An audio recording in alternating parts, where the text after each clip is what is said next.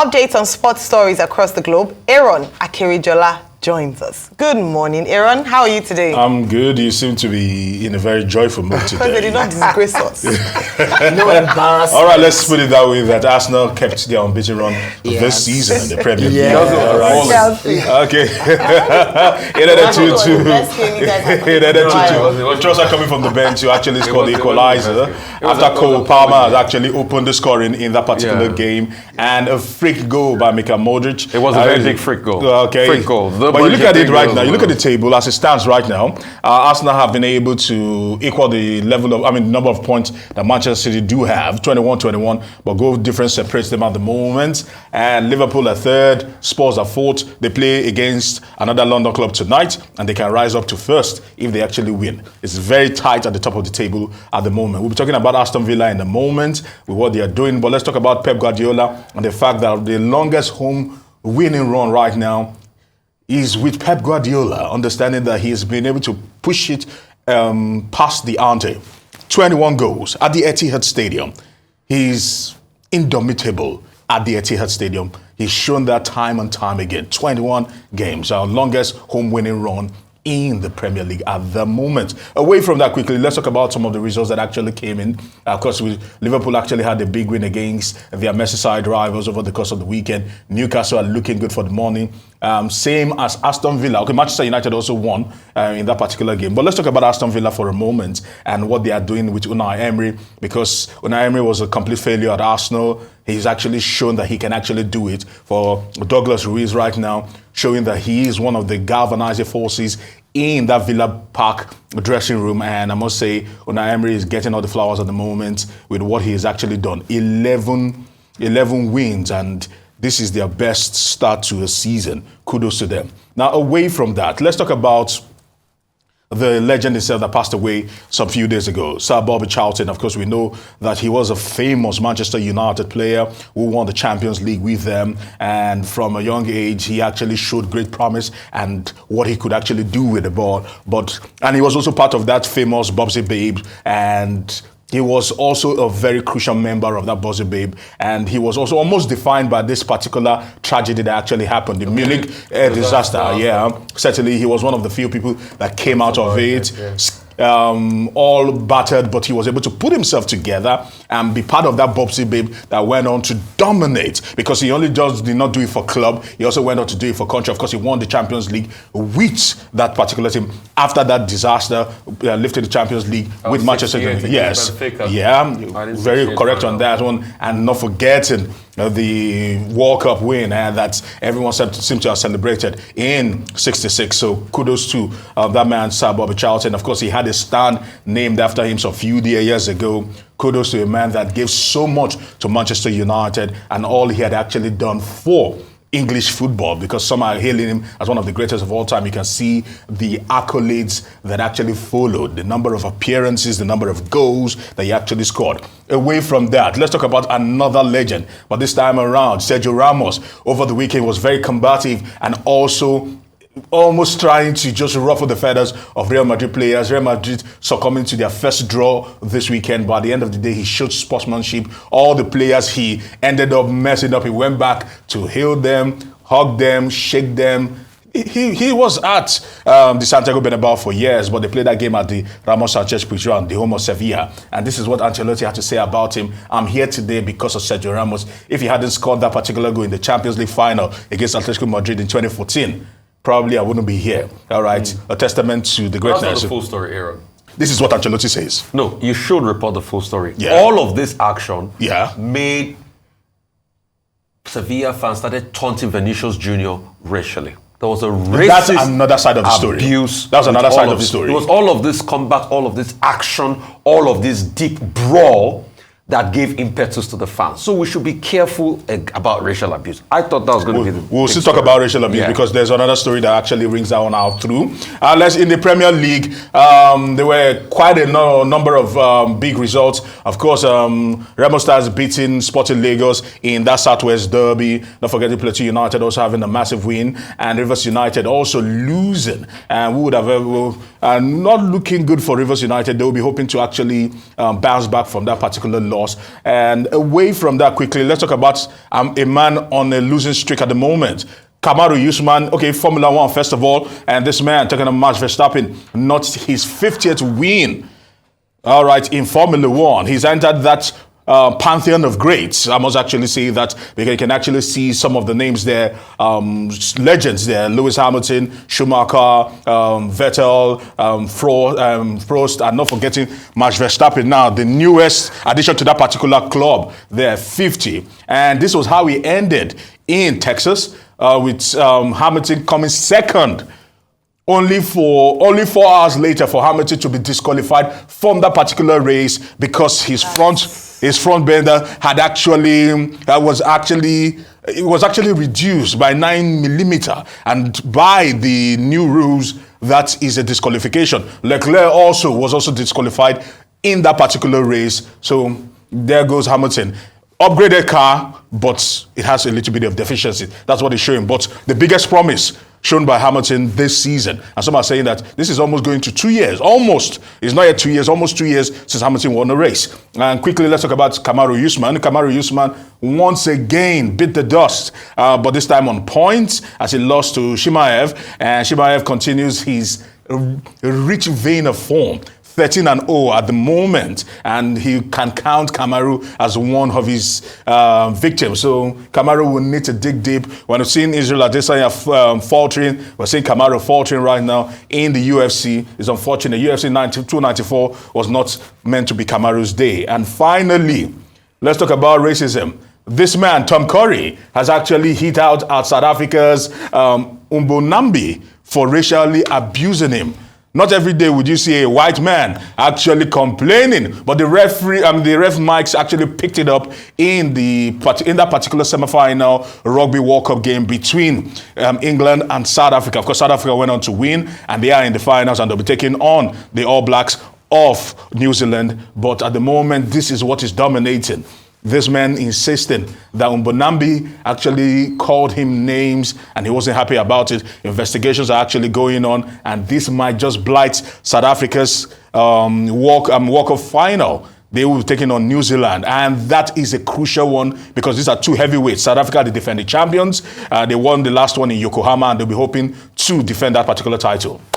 I mean, very sad one there. So I don't support any form of racism in any way, shape, or form. But going back to that Sevilla game, footballers will also watch it because they give impetus to the fans.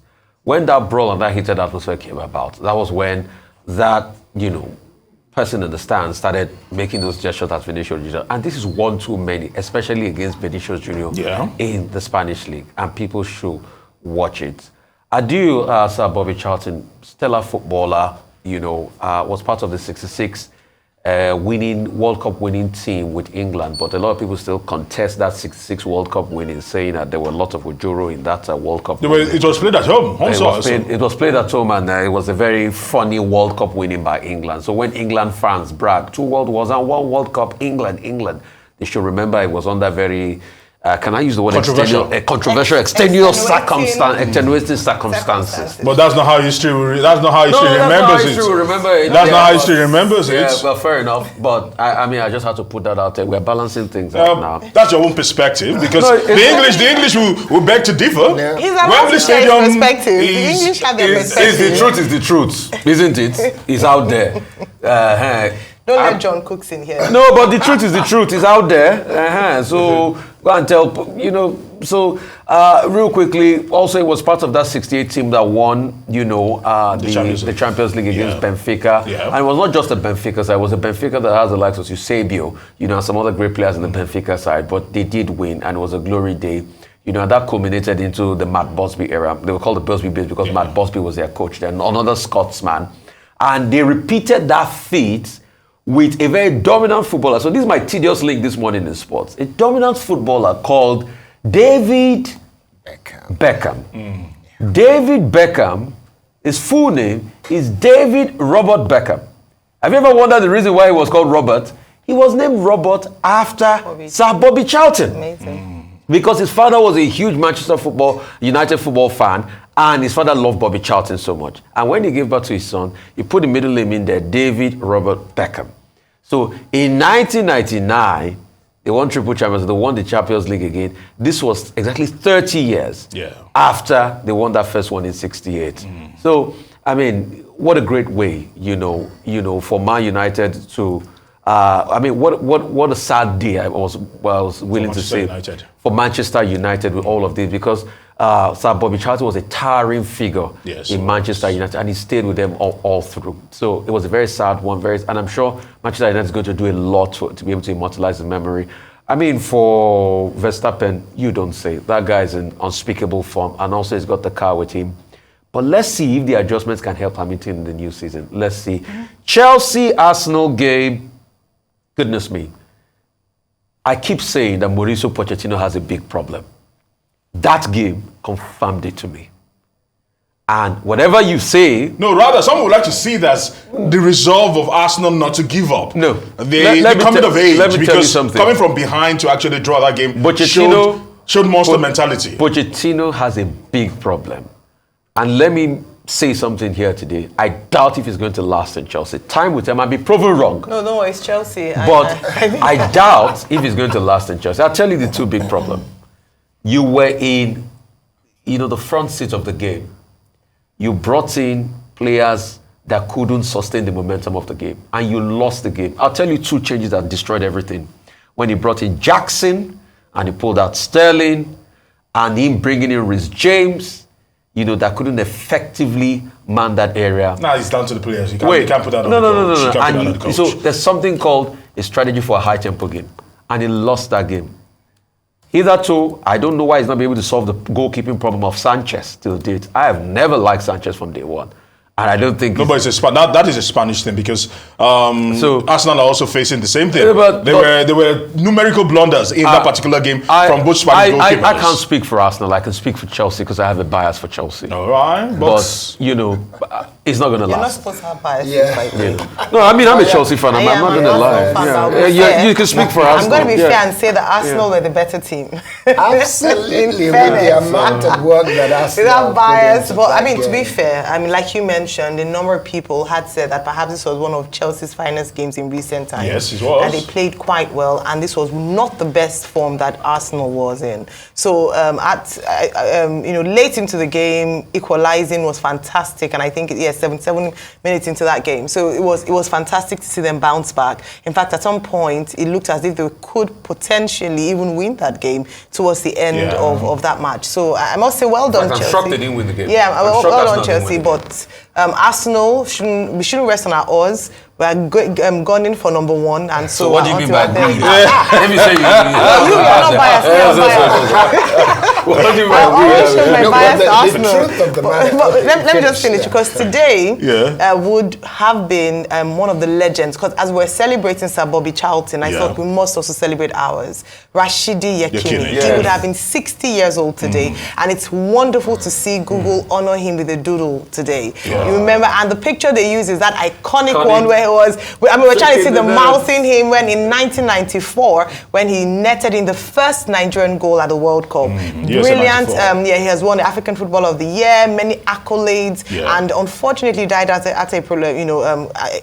an illness in 2012, 11 years this year in May, when he passed away. But just to mention, I'm not sure, the way that we had the all football clubs in the Premiership on Sunday acknowledging, Saturday into Sunday acknowledging the death of Sir Bobby Charlton, and just that honor that they give their legends in football. I believe that we ought to do more for our legends. True. Yes, we talk about JJ Okocha, but I'm not sure that they've received the recognition that they deserve. Monuments in their name, just that honor and being revered. Same with Rashidi Yekini. They put Nigeria on the global map. These men and women ought to be honored. Their families should never suffer. That's the truth. But many of them, if you look at them, you find that it's because the contrary that is the case.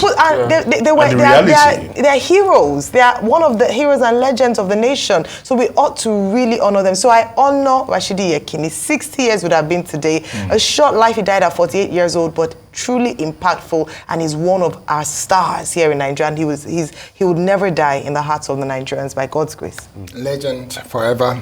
Legend forever. That's Rashidi Yekini.